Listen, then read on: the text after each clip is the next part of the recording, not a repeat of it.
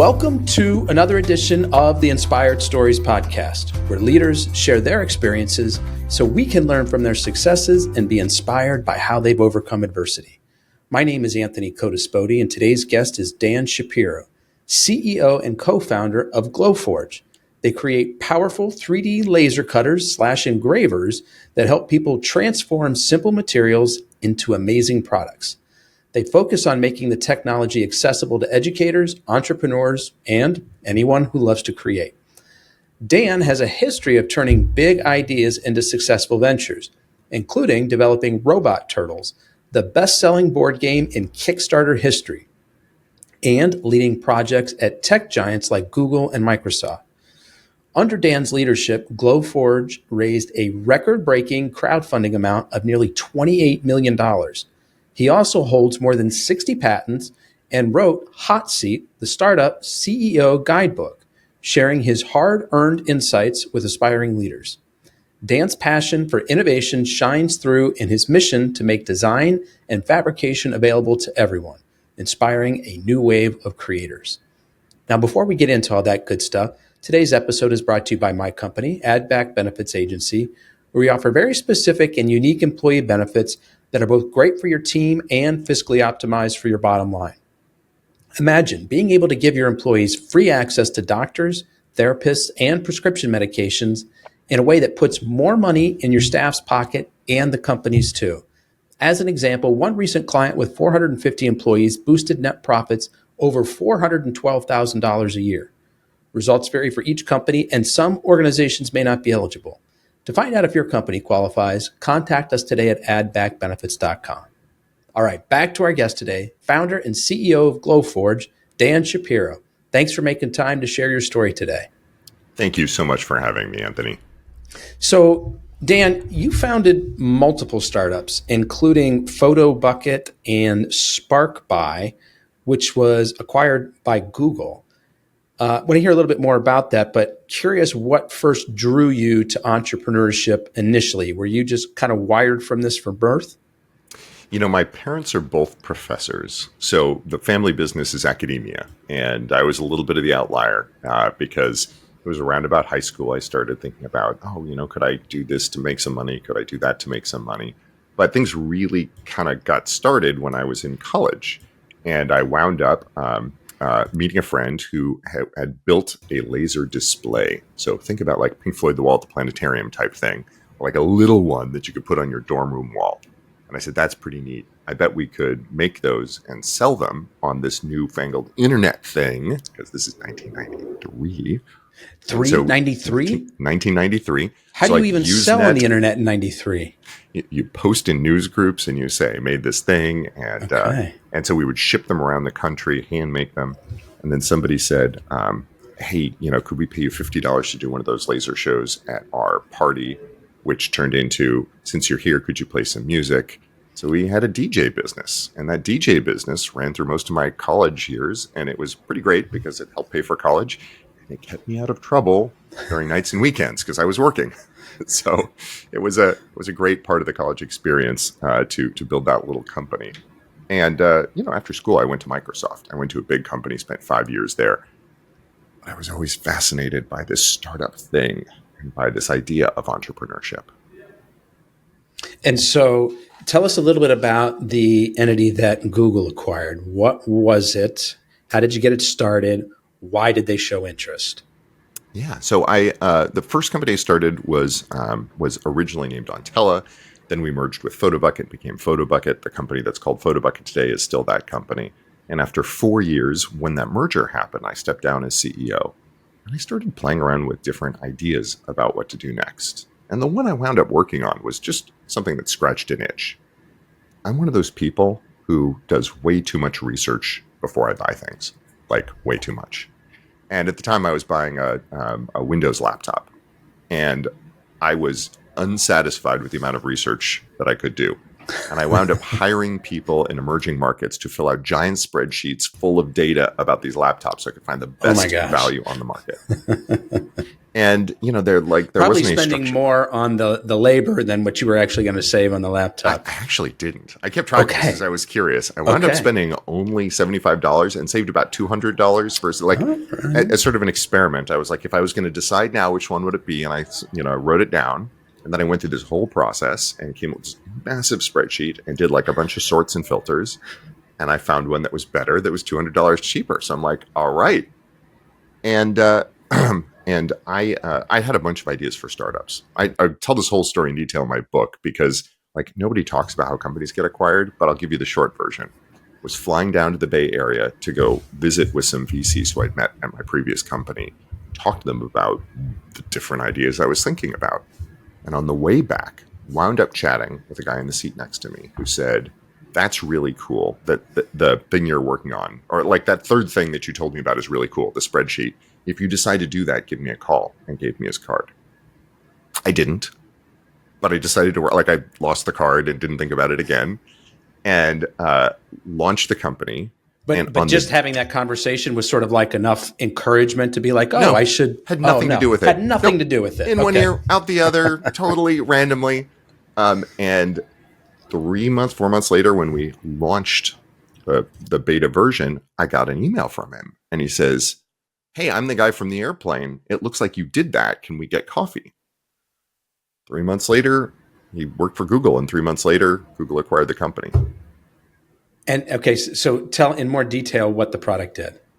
So it was basically my spreadsheet with an ICY on top of it. It was two different pieces. ICY. On the back end, it was this huge system for having folks in emerging markets be able to research things, hold each other, like cross-check across each other, ensure that you got the right data. You know, like it would be easy to say, how much does this laptop weigh? And the answer might come through as being 6 pounds, but actually that's the shipping weight. Because if you go and say, like on the website, how much is it? They list the shipping weight instead of the weight of the laptop. Or, if you go to Amazon and try to sort by CPUs at the time, your choices would be like different names of CPUs. And then some of the entries would be like Intel, and some of the entries would be like blue. And you're like, that's not a CPU. So they'd actually have to go and find like the source of knowledge. So that was one thing. Then on the other side was a beautiful UI that made it easy to go find what you were looking for. So you could say, I want a lightweight, fast laptop that's available in silver. And it understood what lightweight and fast meant and what silver was and wasn't. So it would filter to silver, and then it would take lightweight, make it the first priority, fast and make it the second priority, and sort everything intelligently based on what you'd said you wanted. So it was kind of those two pieces. And the way things happened, I was really excited about building the consumer product, but both Microsoft and Google reached out about wanting the back end and to license the back end data. And I looked and said, the direct, like I can now see the future of this company isn't a consumer product, it's a data provider. Mm-hmm. And I'm not that excited about it. So when Google said, can we just acquire it outright? I was like, this sounds like a great outcome because my investors get a return and like a happy ending, and I get to try something new working at Google. And if I stay with this, I probably have to pivot in a direction I'm not super excited about in order for it to be successful. So it wound up being kind of the right exit, right place, right time, even though it was very fast, because I just sort of had that product discovery experience of the opportunity here isn't what I thought and isn't what I was passionate about. So that was why I said yes. You asked why they came, but that was the reason I agreed to it. And so what did this product ultimately become inside of Google? So I became the CEO of a wholly owned subsidiary called Google Comparison Inc. And we made a series of products that helped basically the same thing, except for cars and mortgages and credit cards. And as it turned out over the course of when I was there, regulations changed in a pretty significant way that made us conclude that that wasn't going to be the right product to continue with. And so like we built it, we launched as a test in a couple of states, and then we folded it back down. And it was a fascinating ride, I have to say, being inside Google in the ads team, which is, where Google makes all its money, because that's where my team was housed. It was wild. Okay. So were you the developer, or were you sort of kind of like, no, you hired a team of developers. No, here's the idea. You don't write code yourself. I am so bad at writing code. I always say, like, it is possible for me to write code, but if I am, something's gone horribly awry. Now, that's changed in the last year or two with the advent of generative AI, which is a whole nother story. But at Okay. that point, no, I'm the guy who scribbles it on the whiteboard and says, what about this? What about that? And knows just enough to be able to ask the right questions of the developers and say, like, could we do this? I have the questions like, would it be easier if we did this? Would it be easier if we did that? Is this sort of thing hard? And sort of like to feel out the space of the problem. But my background is product management. So I have an engineering degree, but it was, I went to Harvey Mudd College, which gives you a general engineering degree. So you're doing electrical, mechanical, chemical, computer engineering, a little of everything with kind of math behind it all, and not computer science specifically. That said, my dad's a professor of computer science, so there's some genetic through line, I think. Okay, so let's take sort of a little tangent here and talk about the generative AI piece, because I wonder if this ties into sort of this, I don't know, I'm going to call it like a strange blip in your resume. I'm looking at your LinkedIn profile, and yeah, I'm seeing like lots of product stuff, lots of tech related, but then I see this senior research fellow for the last 7 months at the Wharton School. How does this kind of fit into the picture? What's going on there? I mean, to be fair, I think my whole resume is a series of strange blips because I've done one odd, unrelated thing after another. But this one is something that came up about a year and change ago. As the modern generative AI boom started, we at Glowforge decided that this was something that was a massive threat and opportunity. Threat if we messed it up, opportunity if we did it right. And started to move and experiment very quickly across the entire company.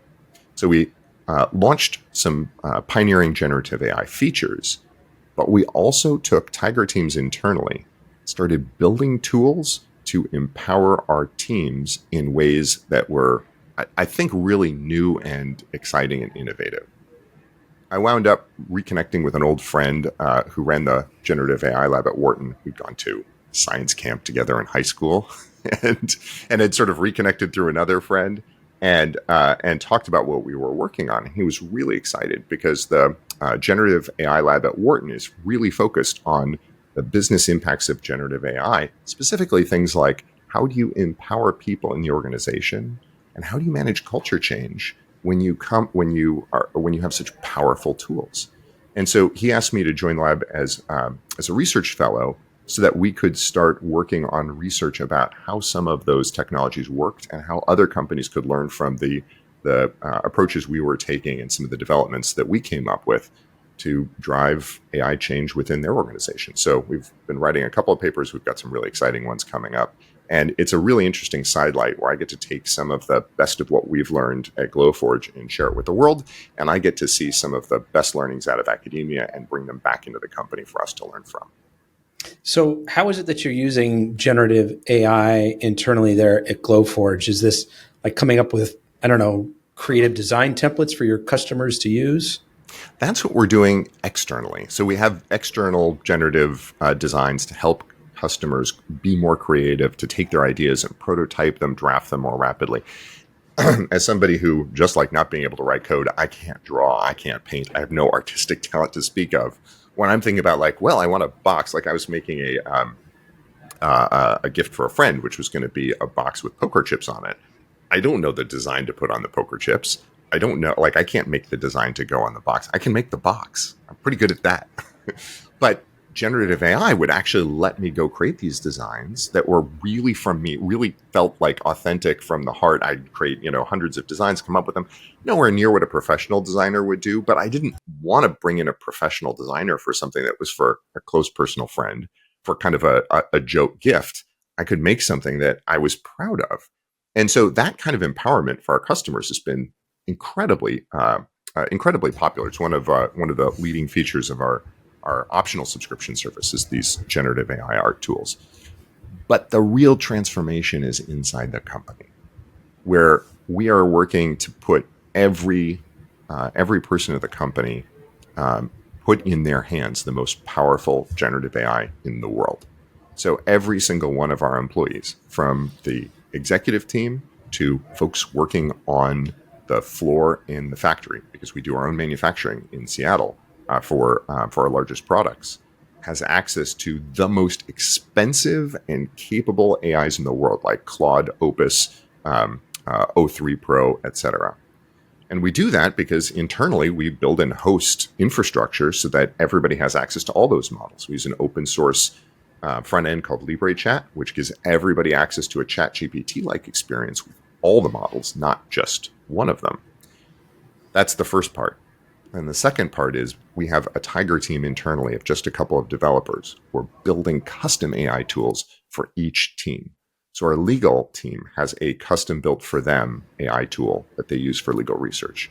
Our marketing team has a custom built tool that they use for PR, for example, for researching interesting stories and reporters that they want to reach out to and talk to.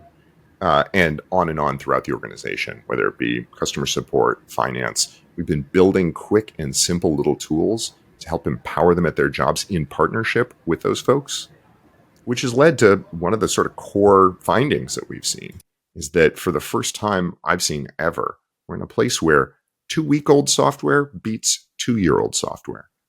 So we'll go look at these professional AI products for things like legal research or things like, PR outreach. And then we'll look at the thing we knocked together in 2 weeks. And the thing that we built, custom built for our needs, using the very latest models and techniques that we knocked together in 2 weeks, will outperform those very expensive products that are being sold that have been refined over the course of months and years, but consequently can't necessarily keep up with the innovation of the week. And so those internal tools teams combined with the internal tool users has really had this amazing multiplicative effect on our team's ability to get great work done. So what's the benefit of sort of putting your own chat experience over top of multiple models? Why not just give people access to the different models? How does sort of combining these two make a better experience? Yeah, I mean, we looked at it, and what we found was if we were going to use, let's just say ChatGPT, ChatGPT would be $20 per person per month minimum, and their enterprises more and heavy users are more and everything else. And if we did that, we would start saying, well, does this person really need it? Does that person really need it? Can we afford? That's a big bill. When we go use LibreChat, which uses ChatGPT's technology on the back end, we get two things. Well, several things. First, it costs an average of about $2 a month per person instead of $20. So now I can say, yes, everybody in the company can have access to it, which is actually really important to me for reasons I'll get to in a minute. But it's low cost, so I can give it to everybody. Second, sometimes one of the other AI companies will fall behind and one of them will jump ahead. And so for a while, Anthropic's Sonnet was the best thing going for probably 6 months or more. It was especially good at writing, which is really important for our marketing team who use it to help do drafts and do brainstorming and for some of those other things. Well, we can offer them any and all. And in fact, we give guidance about which models are best. So for that same $2, you can use Anthropic, you can use OpenAI, you can use Gemini. It serves as a front end to all those. And last, it really gives it gives us a shared tool that we can iterate and refine. So we'll build features that our team needs and we'll add them to the open source and contribute them back to the open source project. So we're making it better for us and better for anyone else who uses it too. But I touched on something that to me is actually really important. And I'm not going to come out of here with any your listeners should, except for maybe this one. All right. I'm not going to say you should buy a product. I'm not going to say you should read a book. I'm going to say you should really think about this. As we see the transformation that AI is landing upon the world, I am very concerned for the impact it's going to have on folks, particularly folks early in their career, but for anybody who does not get comfortable with and deeply understand what this technology can do. And I think it is imperative on us as leaders to give our teams the opportunity to learn. Not only did I want to give this to all the people who could benefit most from it, I wanted to give this to the folks who are working on the line. I wanted to give this to the junior finance team member or the new hire who's coming out of school.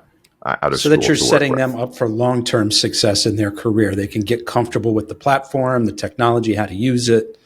Exactly. So often in companies, the goals of the company and the benefits of the individual are at odds. And, when it comes to setting salary and when it comes to deciding benefits, it's the zero-sum game.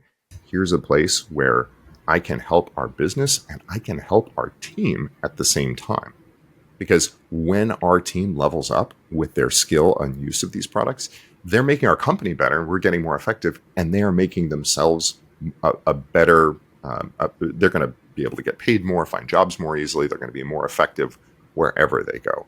So I think it's one of those cases where the business and the team come into tight alignment, and it's really the job of leadership to take that and make those tools available and help support people in their learning. So this has been a really interesting sidebar, and I want to get back to sort of the Glowforge story and even talk about robot turtles. But just for a moment, what could we expect to see from these new research papers that you're working on, which are about to come out? Can you give us kind of a sneak peek? Yeah, there's some really exciting stuff. Some of what we're working on that you can. So first, Ethan Mullock is the professor who co-leads the lab, along with Lilach Mullock, his wife. They do amazing work together, and if you follow them both on Twitter, your AI game is going to level up. Generally, talking about how do you onboard with AI and become more capable. His book, Co-Intelligence, is a great primer on this. How you work with AI, how your team can work with AI for the best results. And then some of the research we're doing specifically is something that I've just been fascinated by and brought to the team, which is the ways that these large language models are oddly like people, and how, when you interact with them, you can take advantage of that to use them better.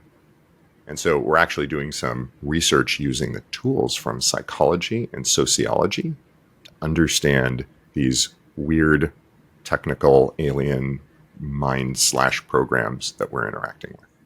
Are you talking about like applying human psychology to the interaction with your AI to get, so, I don't know, maybe applying the golden rule, like, so be kind to the AI so that you're sort of getting better results and a better overall experience? Am I on the right path here? Precisely. Yep. The effect of different types of interactions, whether it's being kind or being mean or being persuasive, and seeing how, in a really sort of measured academic sense, see what the impact of that is. By the way, I mentioned that my dad was a professor of computer science. My mom is a professor of speech and communications. So between the two of them, I've kind of found a little happy place in this academia side project, researching technology. And you're quite the love child of those two, aren't you? Yes. That's awesome. We might come back to this discussion in a bit, but I want to get sort of back to some of the rest of your story. Before we get into Glowforge, I want to hear about this robot turtles thing, a record-breaking crowdfunding campaign that raised nearly $28 million in 30 days. Yes? I have those numbers correct?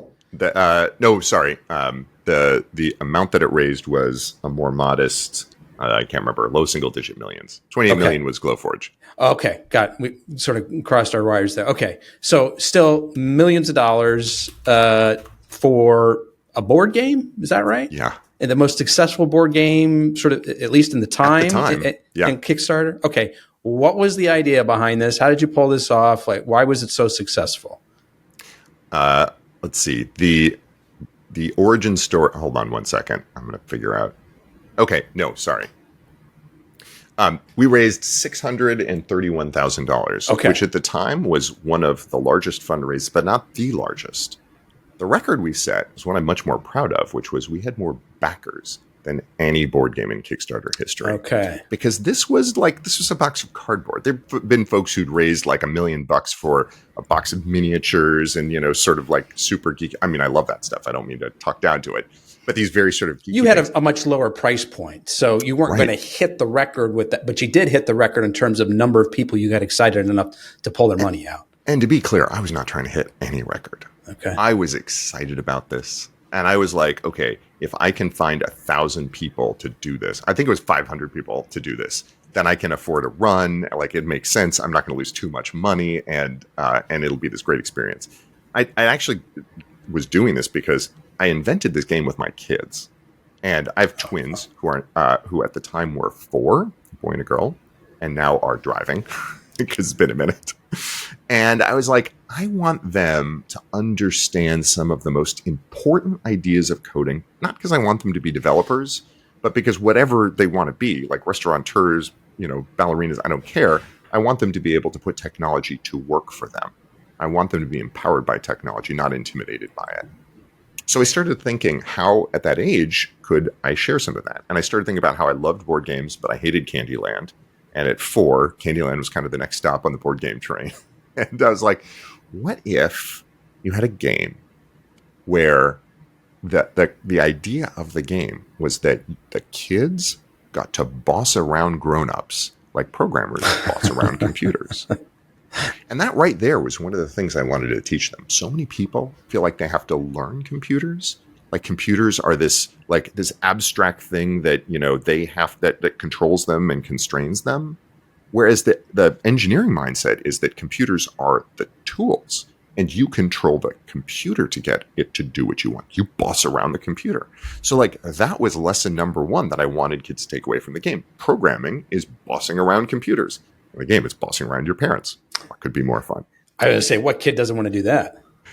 So it was something I invented for the kids. I decided I wanted to learn about Kickstarter, which was kind of a new weird phenomenon. And I figured if I could find 500 people, then I could, do I think that was the minimum I was shooting for. I could get a production run, and it would be my degree in Kickstarterology, and it would be a summer well spent. I'd taken a summer off from Google to do this. And I was not expecting it to catch on like it did. It wasn't supposed to be a big thing that was going to last for a decade or more. You didn't have this master plan with a giant Facebook ad campaign planned. I didn't spend a nickel on ads. There was no advertising. There was no paid marketing. How did it get out there? I emailed a bunch of people, and that was pretty much it. I emailed a bunch of people and said, a bunch of people that you knew? Were they media folks? Were they? I literally just went to everybody in my inbox who I'd ever emailed and said, I'm so sorry. I'm never going to do this again. This is the one and only time I email everybody. But there's this thing. Please delete this email if you don't care about it. I just launched it. I hope you'll find it interesting. That was the big push. And how many emails do you think you sent out? I had a couple thousand. This is literally everybody I've ever emailed my entire life. That was the list. And from there, it caught fire. Some of those people bought. Some of those people told their friends, and they bought. Well, and the news picked up on it because in 2013, it was not only weird but controversial to talk about technology education for preschoolers. Like people are like, "What do you mean you're teaching preschoolers to code? That's not right." And it became like, it was newsworthy at the time. Yeah. And so I wound up with a couple of different periodicals picked it up, and then it started to pick up steam, and it just passed around a lot by word of mouth. People would forward it. It turned out there was kind of a magic moment that happened that I almost missed. I was talking to a friend who runs a small board game company, and I was talking to her about the game, and I showed her an early idea for it, and she said, "Okay, just a couple things. First, should be robot turtles, not robot turtle. You need to have 4 players. That's just the standard for board games." I was like, okay, because I had originally designed it as one-on-one with kid and grown-up. She's like, yeah, that won't work. And then she said, and just so you know, no board game company would ever pick this up. And I said, oh, how come? And she said, well, the idea that you require a parent to be involved sounds well and good. They've all tried that, and those games bombed. Because it turns out that what parents say they want is quality time with their kid, but what they really want is to shove the kids in the corner with a board game and get a couple of hours of quiet. And I said, oh my gosh, could you be the villain of my crowdfunding campaign? Not by name, but I want to say a board game executive told me that this will never be published because parents don't want to play games with their kids. They secretly don't want to. So the only way this game comes into existence is if you want it to exist. So please help me bring this into the world and show that there's a place for this So you did switch it from 1 player to 4 player, but I did switch it from 1 player. That was but you advice. Ignored the other advice. No, she was totally right. Her point wasn't that this won't work. What she was just saying is, big companies have tried this and failed. So if you just took it was more of a FYI. She wasn't trying to steer me away from it. She's like, just so you know, the big companies, if you pitch them this, would not work. So it's a good thing you're doing Kickstarter. And I was like, ooh, can I use that? Can I use that? In fact. Okay. And so she's a dear friend still, to this day, and thought that was amazing and was so excited that she got to be like, a part of that success. And then ultimately, a real board game company licensed it and still manufactures and distributes it to this day. It's ThinkFun, which is a subsidiary of Ravensburger. Okay, huge toy company. I think we've got a lot of their puzzles in our house. Big name, legendary for their puzzles. Yeah. Okay. So the company, the brand still exists. You can still buy the Robot Turtles game today. Yeah, in the heyday, it was in Target nationally. It was in the Museum of Modern Art. It was everywhere, and now they've sort of focused back to specialty game stores. But somebody just told me they bought a copy of the Exploratorium in San Francisco, and museum stores, things like that. Oh, that's fun stuff. Okay, so now let's get to sort of the meat here. Glowforge. How did the idea for this come about? So I was working on Robot Turtles. It was a great segue. And a friend said, my son loves the turtles so much. You should make a 3D version where he can grab the turtle and shove it in his pocket because he's shredded the cardboard square because he wants to carry it with him in his sweaty little hands. And I said, okay. He worked at a Boeing subsidiary that did specialty manufacturing. I was like, all right, great. How do I do this? Let's talk about it. He sort of took me through a virtual tour of the shop floor and all the different machinery that could make these things, and talked about 3D printing and CNC machining and plasma cutting and water jets. And then he's like, oh, and then there's the laser cutter. And I was like, tell me about the laser cutter. And he's like, well, it's kind of in the back, but it's everybody's favorite tool. Not really for production, but for small batch runs, for prototyping. And I was like, okay, well, that's interesting. So I went to a local makerspace and I said, I'd sort of remembered this, but I didn't. But my plan was going to be to use 3D printers because 2013, man, they were all the rage. Everybody was going to have a 3D printer at home. So I went to a local makerspace and I said, I want to 3D print a turtle. And he said, no, you don't. This is the owner. I'm like, what? Sorry? He's like, you're going to be sad. Don't 3D print your turtles. Wait, because the quality wasn't very good? What do you mean? And he's like, well, here's what's going to happen.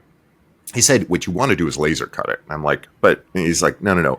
It's only 5 cents a minute, but it's going to take half an hour per turtle. The first three are going to come out as piles of spaghetti. When it's done, you're going to get this thing that looks like, lumpy plastic and it's one color and you're not going to be happy with it. And you're going to be mad at me. So please just use the laser cutter. I'm like, but it's $4 a minute. He's like, yeah, but it's only going to take you a couple minutes and you won't be mad at me afterwards, which I thought was kind of funny. I'm like, all right. So I, cobbled together a design for a laser cut turtle and handed it to the person who ran the laser and also 3D printed one. He was right. It was ugly and stringy and, how 3D prints look. They're kind of bumpy and the laser cut thing was kind of cool. And I was like, all right, but it's one color. Started thinking about this and I was like, okay, so maybe I got a photo print and I laminate it to acrylic and then I laser cut that so I can get color. And I started playing around and one thing led to another. And I wound up with an industrial carbon dioxide cutting laser imported from manufacturing. You ended up with one, meaning you are now the proud owner of one.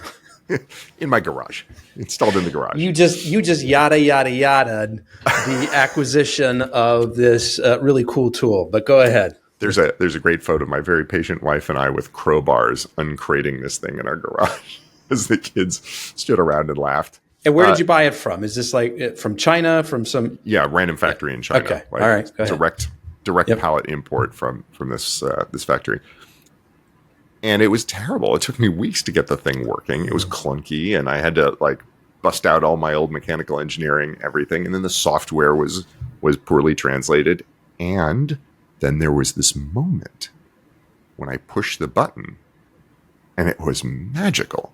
Something beautiful came out of it. So I made my run of, turtles for the game. And I just was playing. So I invited over, at this point in my career, I'd gotten to know a fair number of investors and entrepreneurs. And so I invited people over, started making people custom swag. I would engrave their logo on their laptop, or I'd make a business card holder with their logo on, something like that. I just invited people over, and everybody had kind of the same response. They'd look at that and say, what have you done? What is this beast? Why am I here? And then I'd do the thing and they'd be like, okay, well, that was pretty cool. like that last part where you push the button and then it made the cool glowing lights, and then a product came out a few minutes later. That was pretty cool. And what material The rest of it, were I you don't know working about. with at this point? I was working with wood and acrylic and leather and all sorts of different materials. So people were enjoying not only the output, but sort of the experience of getting to watch the sausage being made, so to speak. Yeah, it is hypnotic. To this day, when I make something, which I do at least once a week, Glowforge is right behind me and it is running regularly. I will be like hard pressed not to just sort of stare and watch it go, because it's fast and it's amazing. One of the folks I invited over connected me with the CTO of his last company. They'd had a huge successful exit, and it turned out that he'd been building a laser cutter in his garage. And so we started talking about what exactly a business would look like that would take this magical technology and make it affordable and easy to use and safe across all the different people that we thought could benefit from it: crafters, schools, small businesses. Okay. So what was the first step beyond that? How did you guys, did you go back to that factory in China and say, hey, can we work together to refine this? Or we talked long and in a depth about it, whether we wanted to work with an existing manufacturer and do something from scratch. My co-founder, Mark, was and is a man of few words. So we talked about this regularly, but I learned quickly with Mark not to say, "Are you still there?" on the phone, because it was very regular that when we were talking, there'd just be a long period of silence as he thought. Like I would mentally count to 30 before I would say, "Still there, Mark?" He's a deep thinker. Just to give you a little context, and would often like not mention things that he didn't think were important, but would be very surprising. One of those things where after talking about this for about 3 months, he said something about the prototype. And I was like, what do you mean the prototype? And he's like, oh, the prototype in my garage. I was like, can I see the prototype in your garage? Oh, yeah, sure. Of course. And there it was. And by the way, if you saw that and then you looked at a Glowforge with all the plastics removed, it would be like 70% similar. Okay. He had come up with these amazing transformational innovations in how to build this at low cost, high reliability, and safe in his garage over the course of those 3 months that sort of redefined the field, where every desktop laser now owes a huge design debt to those original prototypes. And I was like, oh yeah, no, that's pretty amazing. And so we packaged it up, and we actually applied to be in Y Combinator and got accepted, the sort of legendary startup. That's a big deal. Startup incubator. Decided to decline and not participate. That is unusual. Okay. It's funny. The person who was running Y Combinator at the time is Sam Altman, who's now running OpenAI, who I've known for 2 decades because we both had wireless companies at the same time and used to get together and exchange stories and advice and so on back when. We always sort of kept in touch. And so I talked to Sam about it, and ultimately we decided we didn't think we were at a place where that was going to be right for our business, but still fans of what they do. They're very helpful to the companies that participate. But that was the prototype that we shipped down there and gave a demo, and then ultimately said, no, we think we're just going to go for it. So designed it, found a manufacturer, and then launched our crowdfunding campaign. So the prototypes were made by your business partner in his garage. He was figuring out the engineering, kind of reducing the costs and all the different components that go into it. And then when you felt like you were ready, you found a factory that could kind of take those designs, those ideas that you guys had really been refining in the background, and they would manufacture them for you. Exactly. Yeah. We actually worked with Flextronics, which is a Fortune 500 manufacturer, who was introduced by somebody I'd kept in touch with, who I met at my first company while I was at the earliest stages of trying to fundraise. And actually, I want to just pause for a minute, because there's a subcurrent to what I'm saying that I think should be said out loud. I think too often is left unsaid, which is, by the time I was building Glowforge, I had every kind of privilege in the world. Starting out as a white man, I'm way more likely to get investment funding. That's been an advantage through my entire career. But at this point, I had this network of people who I'd been in touch with over the years. I had investors, I had entrepreneurs, and every part of the Glowforge story was one of all the good fortune I'd had along the way. Like pitching it to entrepreneurs who I knew, talking to VCs. First investment round was calling up a bunch of angels and saying, "Hey, you want in?" And them going like, "Sure, I made money on SparkBuy. Great, let's do it again." Like, it was easy mode. And I say that because for my first company, PhotoBucket, which was born as Ontella, it was so brutally hard. And I got so frustrated with the entrepreneurs who I went to for advice telling me about their life on easy mode. Like, yeah, you just call up the investors who I know, and I just, sure, just talk to your network. I'm like, I don't have a network. just float the idea, but I'm like, I don't know how to do that, and I don't know these people. And it was 9 months of me pitching everybody I could find, who I could corner, who I could cold call on email before I raised the first dollar for my first company. It was so brutally difficult. And I swore to myself that when I finally cracked the code and figured out how to do it, I wouldn't be the jerk who just pretended it was easy. I wouldn't keep the secret to myself. Is that why you wrote the book? That's why I wrote the book. Tell us because more. When I talk to people about that, they're like, "How did you do Glowforge?" And I'm like, "Please don't ask me that, because that's not going to be helpful to you. The thing that's going to be helpful to you is how did you get the first one done?" And it was hard. So I talked about this in grueling detail, but it was the process of just trying everything. And when it finally clicked and I finally broke through, it was running into somebody in Barcelona at a wireless conference who I'd been, low-key cyber stalking for the previous 5 months. Not cyber stalk, just stalk, trying to get meetings, trying to meet in person, and they kept just sort of blowing me off. And then I saw them, and then I sort of ran into them at the bar, struck up a conversation, and it was at an event. And "Oh, you're in Seattle. Oh, what a coincidence. Oh my gosh, you work in wireless. What a coincidence. We should talk sometime." That was the first check that cleared.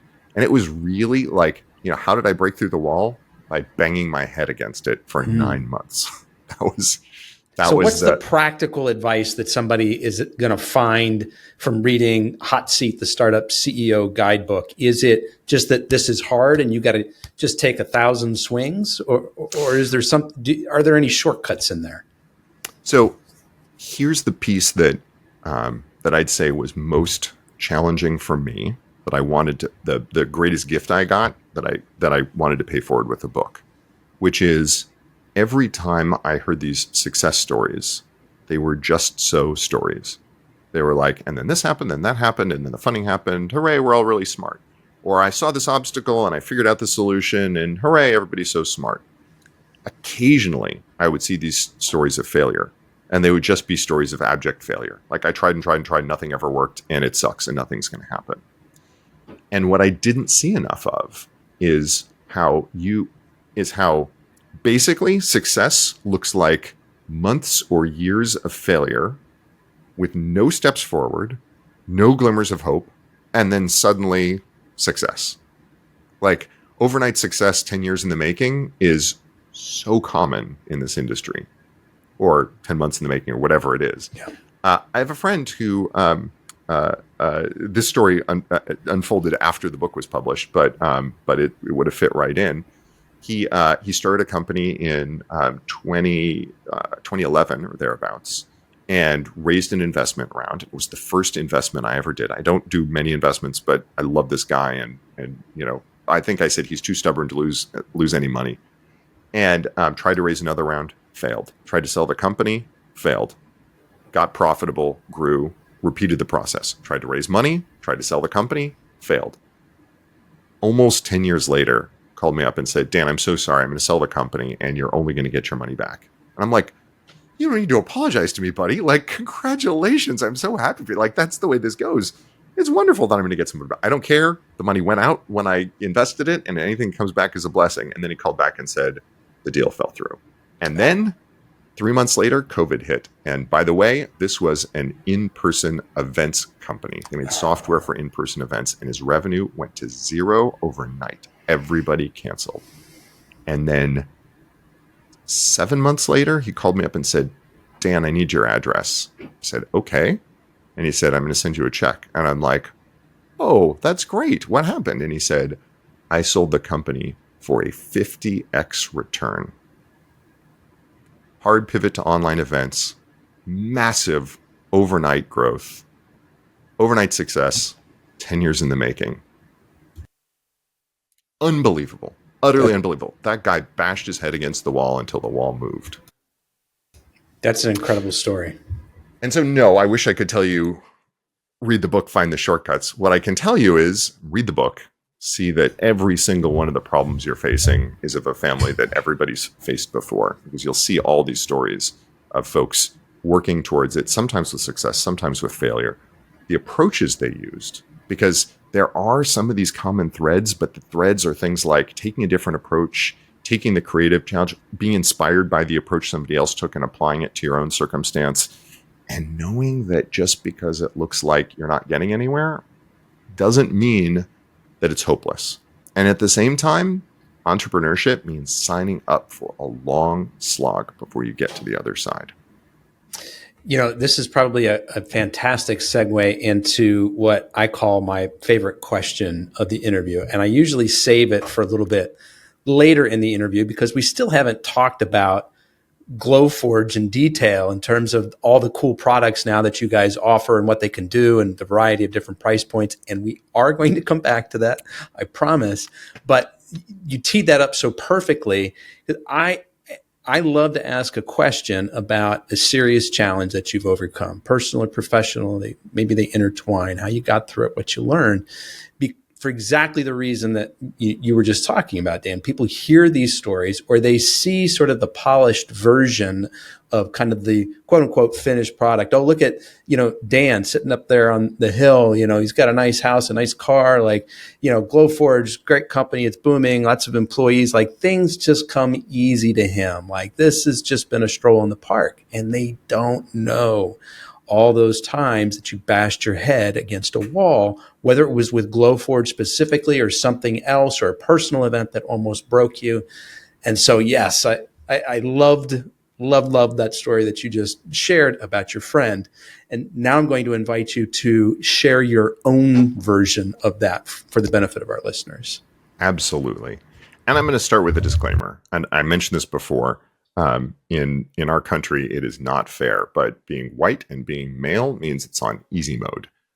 White male founders are funded disproportionately. I can't remember what the ratio is, but vastly disproportionately to anyone else. So I already had it about as easy as you can get from the get-go. If I could just interrupt for a second, because I want to layer something else on top of that. It's something that, I feel like I've been really fortunate with as well, is that I grew up in a household where education was valued and made accessible to me. And growing up, I sort of took that for granted because that was the case for a lot of people, that I knew around me in my social circles. As I've gotten older, I realized that that's not the case for everybody. And so I just wanted to throw that in there as well. Yeah, as the kid of two professors, education was just in the air. And so I say this not as woe is me, but as, oh my gosh, even for somebody who has all the advantages, it's still hard. And I had it comparatively easy. But actually, when you talk about that, the thing I go back to is a story I don't tell that much because it doesn't have a happy ending, and it's frankly kind of embarrassing. When I was working at Microsoft, after a couple of years, everybody was starting a company. Like you couldn't sneeze, and 3 startups were getting venture capital because this was the heyday of the internet boom, and everybody was complaining about how easy it was for people to raise money and how VCs were throwing their money at anything. So I said, why not me? And with a colleague, put together a business that was a new massively multiplayer online role-playing game. These are, World of Warcraft, I think, had not come out yet. EverQuest was state of the art. So this is like early MMORPG.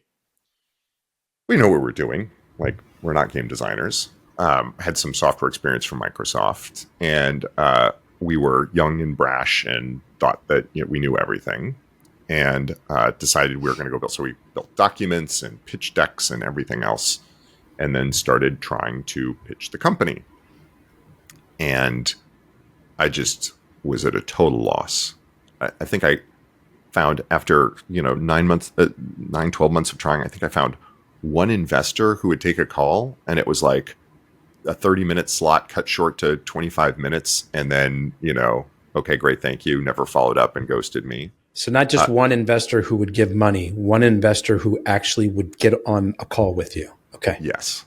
I was so hopeless. I couldn't find anybody to talk to. I had no idea how to go about it. I was like cold emailing people and calling and asking friends for introductions, and nothing worked. Somewhere along the course of doing this, I talked to a friend who said, "Have you played EverQuest? Because that's kind of the state of the art." And I said, "And I've read a lot about it." It's like, "Well, you have to actually play it and get the experience that you know what the state of the art is," which is here's the thing about me, a personal weakness. I have a terrible addictive personality when it comes to video games. I will be lost in a hole when a new video game comes around. And this was like going up to an addict with a needle. And this sounds like a joke. I wound up abandoning all hope of pursuing that, basically neglecting my job, and for nearly a year spending about as much time playing EverQuest as I did on my job. I was a bump on a log, deeply depressed this had fallen apart, unhappy with the work I was doing.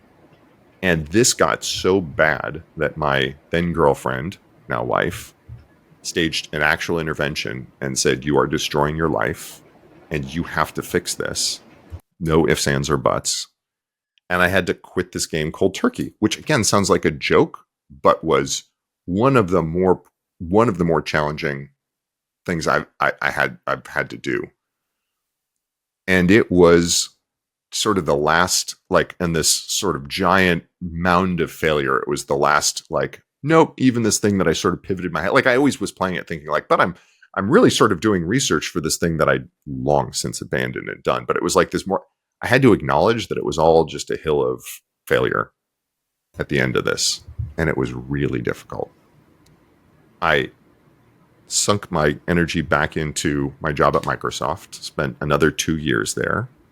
Same friend, ironically, reached out and said, "I'm doing this startup," had nothing to do with games, doing this startup that's a cell phone named for teenagers. We need a product manager, and left to get my first taste of what it was really like working at a startup. Made my first connections in the startup world, met my first investors, folks who ultimately did not invest or were helpful, but helped me understand what I needed to look like and what the shape of the problem was, and built up some skills that would pay off in a big way later on. But man, what an awful, I look back and I'm like, what an awful way to spend a year and a half, 2 years of my life. And also probably part of what made me who I am today.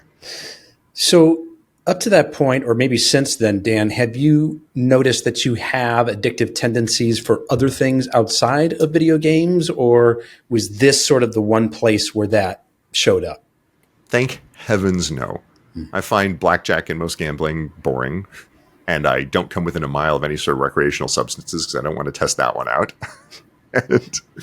and for some reason, I'm just really wired to love video games, which is funny because I have a bunch of friends now in the video game industry who tell me about their games, and I'm like, I'm very happy for you, and I'm not going to try it.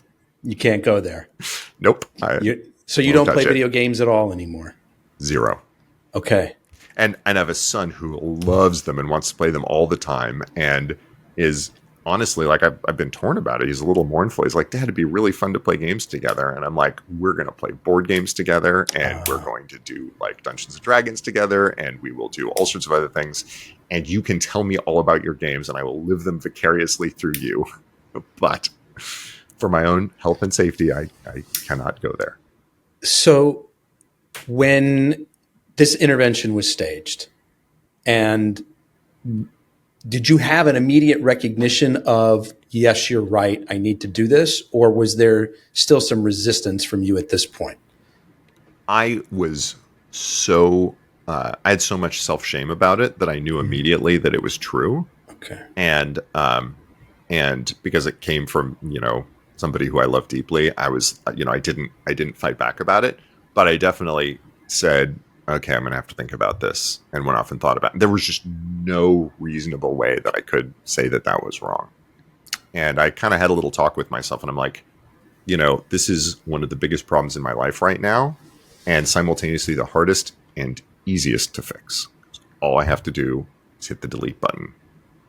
And, the way these things work, if, you spend huge amounts of time invested in this thing and it feels like a big investment and everything else, I was like, I'm 2 clicks away from making this decision, and I can't really justify to myself why I shouldn't do that. So I did. So you did, and then what? Like, was it an immediate sort of like relief, a release of that shame? Were you able to kind of come out of the death spiral at that point? No, it was, the sort of depression had been filling itself with this artificial bubble, and now I had to grapple with the depression and with the shame and the feelings about, because I didn't have this thing to occupy my mind and time. So I focused back on work, and I threw myself into the work I was doing. And I was puttering around a little with electronics, and so I spent more time on that. I had been before this started, so I spent a little more time with that. I spent more time with friends who I'd been neglecting, and I basically just sort of went on an aggressive fill up the empty void with things that I wasn't going to feel shame about, and got myself back to a place where I felt like the old me. Were there other things that kind of helped you through this process? Was there therapy or medications, meditation? I am a huge proponent of therapy, but was not at the time. I had not seen the light, and no, I've never been one for meditation. I'm terrible about exercising, no, it was all just working through it. I have a therapist now who's wonderful, and I like to think that if I had one, then I would have made it through there faster and with fewer bumps.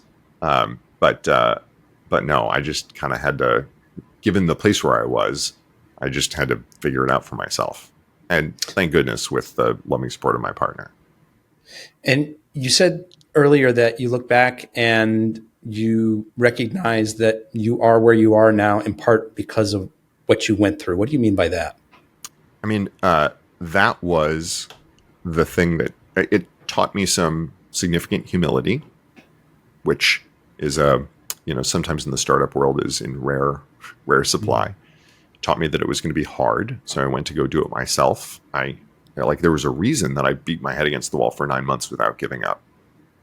There's a thing, in sales, you build a funnel, and you're like, we're going to talk to this many people and move this many people to this stage and this many people to this stage, et cetera. And my experience with trying to raise money as an early stage company is there's no funnel. There's no progress that's measurable. You could have a dozen meetings with an investor that lead to nothing, and one meeting with an investor that leads to a check. By the time I actually sort of broke through, what I found was that there was no meaningful process that would predict success. And it's an odd sort of thing where many investors don't have an incentive to say no, but they have every incentive to keep the conversation going, because if you have some progress, if something bumps, if they see some sign that they like, they have an option. If they say no, then they lose the option. And so it's led to this terrible habit where investors tend to just string along or go quiet or whatever else. A friend of mine, James Cham, who's an investor with Bloomberg, one of the good ones, has a note that I think he got from some other investor that he said is on a whiteboard of his favorite quotes that says, "You have to tell the entrepreneur that you passed. You can't just whisper it into your pillow." And every entrepreneur I know who's raised money from VCs says, yep, every VC needs to hear that. Because that is a major problem. You just don't know. You don't get the feedback, or you get only positive feedback, but no checks. And so understanding just how difficult that was going into it, it let me handle it right. I'd actually set a budget, both sort of literally and metaphorically, with my then girlfriend, now wife, for how much we could afford to pursue this dream. And so it was like I was going to have a year to go after this. And after a year, I was going to give up.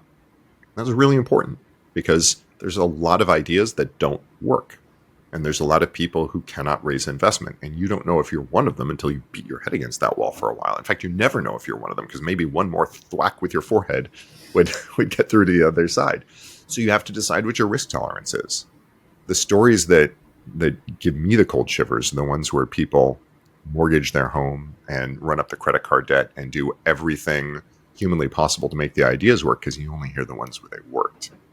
You don't hear the ones about people who launch themselves into bankruptcy and failure and worse, either because they were unlucky, which is a very real possibility, or because the idea, entrepreneur, whatever, weren't the right combination. And, it was never going to work. And there's no way to know the difference between those. So you have to, as I learned, you have to decide what it is that you're willing to risk. And the answer probably shouldn't be everything.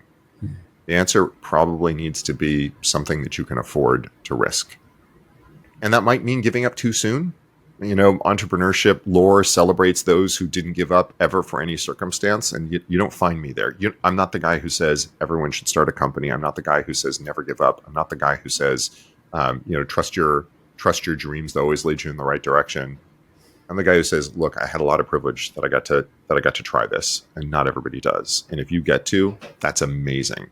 You have the passion and commitment to want to put yourself up to that sort of potential difficulty and misery and abuse. That's awesome. Know your limits, because it doesn't work for everybody. And it's just one course that you can go. That's super helpful. I appreciate you opening up and sharing that, Dan. Okay, so I'd be remiss to all the listeners if we didn't get back to Glowforge and kind of paint the picture of where is the company today? It has been, so through all my life, I've noticed that of all the privileges that I've had, one of the ones that I didn't really account for so much, I didn't realize, is that I always was somebody who knew how to make things. I was always tinkering in the garage. I was always taking things apart. I was always putting things together. I learned just enough coding to be dangerous so I could build a rough prototype idea of something. And almost every opportunity that I had came in some way from the empowerment of feeling like I could make things in this world. So building the company that empowers other people to make things very much feels like my calling. Very much like I'm going to take this gift I've been given, package it up, and give it to as many people as I can. So what we do is we take the ability to be an amateur woodworker, an amateur leather crafter, an amateur paper cutter, and we put it in a box. When you get a Glowforge, you get a tool that instantly catapults you to the point where you can make beautiful projects that you are proud of in any one of dozens of materials. Now, I made a wallet when I got my laser. It was one of the first projects I did. I made it from leather. It was a great wallet. I got compliments on it. I have like generation 3 of said wallet in my pocket right now. Would you, if you looked at it, would you say this was made by a professional leather crafter? Did Dan buy this or make it himself? No, you'd say, oh, wow, this is really cool that you made this yourself. It's like amateur. You're good at it. You're not great at it, but you're good at it. And it's something that you can be proud of. And you get there immediately. And then it's the tool that scales with you so that as you grow your skills, as you become more capable, it lets you work more quickly and with more sophistication. So we have master leather crafters who use their Glowforge to do all the basic work so they can focus on the little bits of polish and shine that make it truly sublime. But it means that kids as young as kindergarten can go design things that they're proud of, that are useful, that are physical objects that interact with the world. I mean, I'll give you a stupid example. I went to a friend's house who was a big fan of wine, and that's not something I know a lot about, but I got what I thought was a nice bottle of wine. I put some work into it. And he'd sent me earlier a picture of his family crest, which he'd just found. And so I grabbed a couple of slate coasters that cost like 99 cents each, threw them in the Glowforge, and engraved the family crest on them. I was almost a little miffed when he basically ignored the bottle of wine and just flipped out about the coasters. The next time we went to their house for dinner, the coasters were on display on the mantle because he was so excited about the coasters. Because creating something that's truly unique and personal is just different. It's different if you're a business. It's different if you're a crafter, if you're gifting, if you're making things for your family. It's different if you're an educator and empowering your kids with it. It is a kind of superpower that not enough people in this world possess. And if I can get a little crazy wild-eyed founder on you, we are all humans, Homo sapiens. We are defined by being tool users. And it is a weird quirk of recent history that we don't make things for ourselves anymore, right? Like a couple hundred years ago, for all of human history, if you wanted something, you made it or you traded it for something that you made. But, assembly lines and factories being what they are, technology took that away from us to the point where it's now quirky and odd to make things yourself. And I think we should have that back. It's like we were in a world where people didn't have kitchens and would only buy pre-made meals. No. We should be able to make things for ourselves. And that's what I love about Glowforge. It lets people do that. So when people go to glowforge.com, and what will they, all your equipment is manufactured here now in the US, is that right? No, we have two main product lines. We have our performance series, which are the larger 40 and 45 watt lasers that are amazing for businesses and for schools and anywhere where they're going to get heavy use, where they're going to work faster, where you want to work through thicker materials. Then we have our craft series, which are smaller and use a diode laser that's about 6 watts. And so those are great for home crafting and personal creativity and for getting started in the world of lasers. It's the performance ones that are made in the US. The craft series are made in Mexico, where it's just a larger scale assembly line and where we can get the sort of scale that we need there. And so what will people find in terms of price ranges on these devices when they go to glowforge.com? You can anywhere from at the top end $7,000 for a machine that you can build a business around or run all day, students through nonstop, all the way down to $700 for the Glowforge Spark, which is a small personal machine that you can put in your office and run while you're working. That's pretty cool. Dan, I've just got one more question for you. But before I ask it, I want to do two things. First, I'm going to invite everyone listening to pause just for a second, hit the follow button on your favorite podcast app. We've had a great conversation here today with Dan Shapiro from Glowforge. I want you to continue to get more wonderful interviews like this in your feed. Dan, I also want to let people know either the best way to get in touch with you directly or to follow your story or continue following that of Glowforge's. What would that be? Yeah, if you want to learn more about Glowforge, you can just go to glowforge.com. There's a little form at the bottom and ask what you're interested in and what you're curious about with your Glowforge. You can fill that out. And you can find me on the site formerly known as Twitter under Dan Shapiro or on LinkedIn as Dan Shapiro. Love it. And we'll find links for all those and put them in the show notes for folks. But last question for you, Dan. You and I reconnect in a year and you are super excited. You are celebrating something. What is that thing that you're celebrating a year from now? I mean, the thing I'm going to be most excited about is that the folks who own a Glowforge. So, side note, Glowforge uses a cloud service. We improve it constantly. There's a free service that's free for life. It's all you need to get started. And we're always adding new features to it. There's a paid service for $20 a month where you can get access to millions of projects and fonts and designs and these incredible AI art tools that help you realize and bring your ideas into life. We're launching new ones and enhancing the ones we have all the time. The thing in a year that I'm going to be most excited about is that our customers say, this year, I can make something that I did not think was possible last year.